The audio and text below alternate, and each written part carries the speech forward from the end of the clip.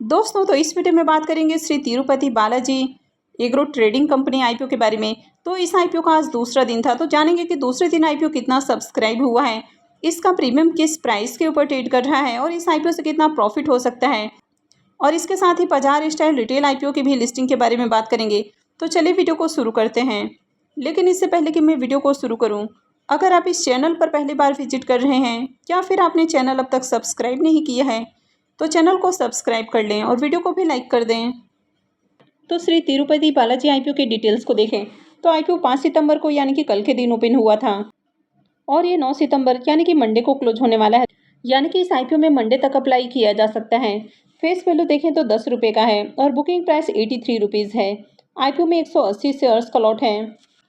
IPO के size को देखें तो ये आईपीओ काफ़ी छोटा है, 169.65 करोड़ का आईपीओ है। इसमें 122.43 करोड़ के फ्रेश इशू हैं और 47.23 करोड़ का ऑफर फॉर सेल रखा गया है। और ये मेन बोर्ड आईपीओ है, तो कंपनी बीएसई और एनएसई के ऊपर लिस्ट होने वाली है। इस कंपनी के बिजनेस को देखें तो कंपनी 2001 में इनकॉर्पोरेट हुई है, यानी कि कंपनी को देखें तो काफ़ी पुराना इनका बिजनेस देखने को मिल जाता है।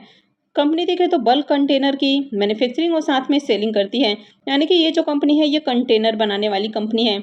अलग अलग तरह के कंपनी पैकेजिंग प्रोडक्ट तैयार करती है।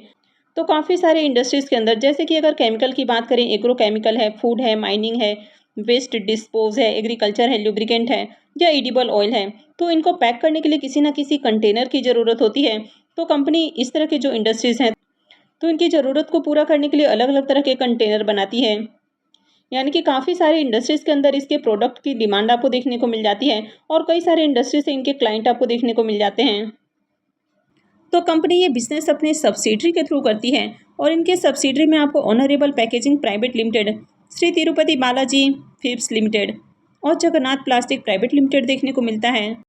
तो कंपनी के बिजनेस को देखें तो बिजनेस तो अच्छा है, लेकिन इस सेगमेंट में ऑलरेडी मार्केट में कई सारी कंपनियां लिस्टेड देखने को मिल रही हैं। तो कंपनी के फाइनेंशियल को देखें तो यहाँ पर कंपनी ने 3 सालों के फाइनेंशियल पेश किए हैं, जिसमें फाइनेंशियल 22, 23 और 24 का कंप्लीट फाइनेंशियल है। कंपनी के एसेट को देखें तो कंपनी का एसेट लगातार इंक्रीज हुआ है। कंपनी के रेवेन्यू को भी देखें तो कंपनी का रेवेन्यू भी साल दर साल बढ़ते हुए देखने को मिल रहा है। कंपनी के प्रॉफिट की बात करें तो फाइनेंशियल 22 के अंदर कंपनी जहाँ 13-13.5 करोड़ का प्रॉफिट बना रही है, फाइनेंशियल 23 में देखें तो 20 करोड़ से ज़्यादा का कंपनी ने प्रॉफिट बनाया है और फाइनेंशियल 24 में इसका जो प्रॉफिट है वो बढ़ के 36 करोड़ हो गया है। तो साल दर साल देखें तो प्रॉफिट के अंदर भी अच्छी ग्रोथ है। कंपनी का नेटवर्थ भी लगातार इंक्रीज हुआ है। और अगर कंपनी के रिजर्व को देखें तो कंपनी का रिजर्व पहले के मुकाबले कम देखने को मिल रहा है, यानी कि कंपनी के रिजर्व के अंदर गिरावट देखने को मिली है। और कंपनी के ऊपर अगर कर्ज को देखें तो कंपनी के ऊपर कर्ज बहुत ज़्यादा है, यानी कि 243 करोड़ का कंपनी के ऊपर कर्ज है। तो ये बहुत हेवी डेट हो जाता है कंपनी के ऊपर। वैसे यहाँ पर कंपनी आईपीओ से जो फंड रेज करने वाली है तो उसमें से कुछ पैसा कर्ज के भुगतान के ऊपर भी खर्च करेगी, लेकिन उसके बावजूद भी कंपनी के ऊपर कर्ज आपको हेवी ही देखने को मिलेगा। अब कंपनी काफ़ी छोटी है, यानी कि इसकी मार्केट कैप को देखें तो 600 से 700 करोड़ के अराउंड इसका मार्केट कैप है और कंपनी के ऊपर 200 करोड़ से भी ज़्यादा का कर्ज है। तो कर्ज बहुत ज़्यादा है, तो ये इसमें सबसे बड़ा रिस्क पॉइंट आपको देखने को मिल रहा है। इसके डेट टू इक्विटी रेशियो को देखें तो ये 1.41 का है, यानी कि काफ़ी हेवी डेट है कंपनी के ऊपर। वैसे इस आईपीओ के शेड्यूल को देखें तो आईपीओ 5 सितंबर को यानी कि कल के दिन ओपन हुआ था और ये 9 सितंबर को यानी कि मंडे को क्लोज होने वाला है। तो मंडे तक इसमें अप्लाई किया जा सकता है। आईपीओ का अलॉटमेंट डेट 10 सितंबर होने वाला है, यानी कि ट्यूसडे को आईपीओ की अलॉटमेंट होगी। रिफंड डेट 11 सितंबर रहेगा, यानी कि जिनको भी अलॉटमेंट नहीं मिलती है तो उनके रिफंड 11 सितंबर से आना शुरू हो जाएंगे। और क्रेडिट डेट भी 11 सितंबर है, यानी कि जिनको अलॉटमेंट मिल जाएगी तो शेयर्स उनके डीमेट अकाउंट में 11 सितंबर को क्रेडिट हो जाएंगे। और आईपीओ की लिस्टिंग 12 सितंबर को होने वाली है। वैसे एक चीज़ यहाँ पर पॉजिटिव है कि कंपनी ज़्यादा ओवर वैल्यूड प्राइस के ऊपर आईपीओ लेकर नहीं आई है। इसका जो पी मल्टीपल है वो 15.37 का है, तो कंपनी रिजनेबल प्राइस के अराउंड अपना आईपीओ लेकर आई है। तो चलिए अब देख लेते हैं कि आईपीओ डे 2 में कितना सब्सक्राइब हुआ है। श्री तिरुपति बालाजी आईपीओ के डे 2 के सब्सक्रिप्शन को देखें तो दूसरे दिन आईपीओ 18.16 टाइम सब्सक्राइब हुआ है।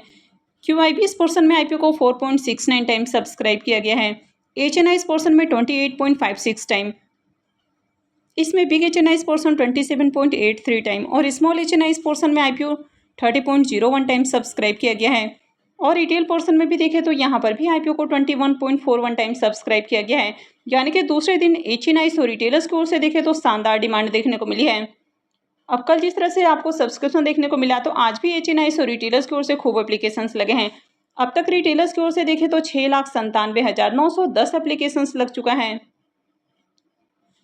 अब इसके प्रीमियम को भी देखें तो इसके प्रीमियम के अंदर फिर से एक बार जंप देखने को मिल रही है, यानी कि मॉर्निंग में इसका प्रीमियम जहां 35 रुपीज़ के ऊपर ट्रेड कर रहा था, वो अभी 40 रुपीज़ के ऊपर देखने को मिल रहा है। और IPO में 180 शेयर्स का लॉट है, तो इसका मतलब है कि IPO से 7,200 रुपये एक लॉट से प्रॉफिट हो सकता है। प्रीमियम को देखें तो प्रीमियम 48% का राउंड ट्रेड कर रहा है, तो इसका प्रीमियम भी काफ़ी बढ़िया प्राइस के ऊपर देखने को मिल रहा है। देखिए जिस तरह इसके प्रीमियम के अंदर आपको तेजी देखने को मिल रही है, तो ये IPO भी बम्पर प्रॉफिट बना कर देने वाला है। तो अगर आपने इस IPO में अब तक अप्लाई नहीं किया है, तो इस IPO में अप्लाई किया जा सकता है। वैसे अभी बैक टू बैक काफ़ी सारे IPOs ओपन होते हुए देखने को मिल रहे हैं। वैसे इस IPO में अगर आप अप्लाई कर रहे हैं, तो एक बात का आप जरूर ध्यान रखें, क्योंकि ये कंपनी काफ़ी छोटी है, यानी कि माइक्रो कैप साइज की कंपनी है, और कंपनी के ऊपर कर्ज बहुत ज़्यादा है, यानी कि काफ़ी रिस्की कंपनी हो जाती है। तो इस तरह की कंपनियों में आप लिस्ट इन गेन के लिए अप्लाई कर सकते हैं। लॉन्ग टर्म के लिए इन्वेस्ट करना थोड़ा रिस्की हो सकता है। तो अगर आपने इस IPO में अब तक अप्लाई नहीं किया है, तो अप्लाई कर सकते हैं, लेकिन किसी भी IPO में अप्लाई करने का जो डिसीजन है, वो पूरा का पूरा आपका अपना डिसीजन होना चाहिए। और कहीं भी अप्लाई करने से पहले अपने रिस्क रिवॉर्ड को जरूर कैलकुलेट करें और उसके बाद ही कोई भी डिसीजन लें।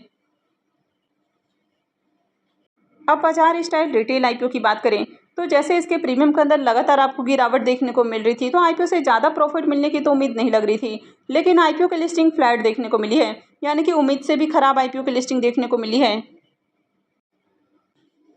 तो बाजार स्टाइल IPO की लिस्टिंग आज आपको फ्लैट देखने को मिली है, यानी कि 389 रुपये बुकिंग प्राइस था और 389 के ऊपर ही IPO की लिस्टिंग हुई। हालांकि लिस्टिंग के बाद यहाँ पर बाइंग देखने को मिली है और काफ़ी बढ़िया कैंडल भी बनते हुए देखने को मिला है। और जैसे कि मैंने आपको कल वाली वीडियो में बताया था कि अगर IPO की लिस्टिंग आपको नीचे के प्राइस के ऊपर होती है, तो यहाँ पर हो सकता है कि आपको यहाँ से बाइंग देखने को मिले। तो यहाँ पर लिस्टिंग के बाद आपको पॉजिटिव प्राइस एक्शन देखने को मिला। जैसे ही एक हाई के ऊपर इसके प्राइस गए हैं, तो वहाँ से देखें तो फिर प्रॉफिट बुकिंग भी देखने को मिली है। तो जैसा कि मैंने कल वाली वीडियो में आपको बताया था कि जैसे ही प्राइस ऊपर जाते हैं, आपको प्रॉफिट बुक कर लेना है। और IPO के लिस्टिंग के साथ ही जैसे जैसे प्राइस ऊपर जाता है, वैसे वैसे आपको पार्शियल प्रॉफिट बुक करते हुए जाना है। अभी देखें तो प्राइस 398 रुपये के ऊपर क्लोज होते हुए देखने को मिला है। कंपनी को देखें तो फंडामेंटली बढ़िया देखने को नहीं मिल रही है, तो इस तरह की कंपनियों को लॉन्ग टर्म के लिए होल्ड नहीं करना है। तो अगर आपने अभी भी प्रॉफिट बुक नहीं किया है, तो आपको इसमें प्रॉफिट बुकिंग के ऊपर ही फोकस करना है। तो आप सब कमेंट करके बता सकते हैं कि आपने इसमें प्रॉफिट बुक कर लिया है या आपने इसको अभी भी होल्ड करके रखा हुआ है। आपको कितने लॉट अलॉट हुए थे। तो आई होप कि आपको वीडियो अच्छी लगी होगी। तो अगर आपने इस वीडियो को अब तक लाइक नहीं किया है, तो वीडियो को लाइक कर दें और चैनल को भी सब्सक्राइब करके रखें। और वीडियो को अंत तक देखने के लिए आप सबको बहुत बहुत धन्यवाद।